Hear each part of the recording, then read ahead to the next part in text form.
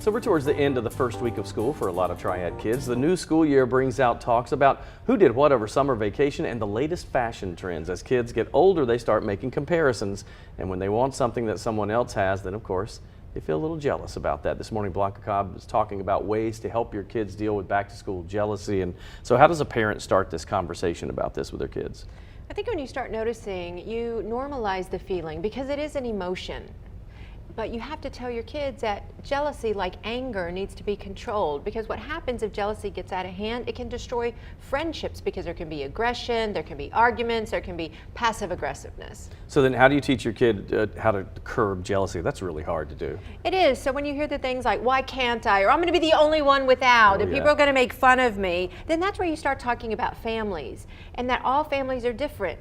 Families earn different amounts of money, and even if they have a lot of money, they may choose to spend their money differently. Some families might want to save, some may want to go on vacations. So it's all an individual choice, and then focus on what your family does have.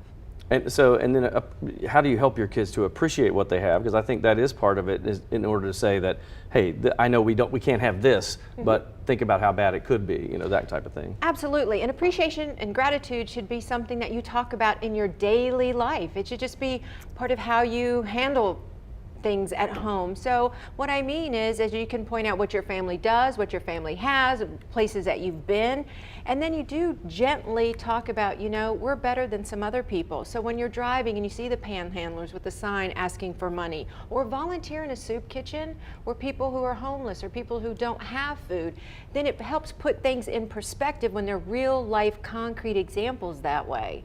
And make it part of your daily life. Like I said earlier, that one thing that I did when my kids were little, like at dinner time, they'd have to say one thing that they were grateful for that day. Yes. And that was part of our life for a while.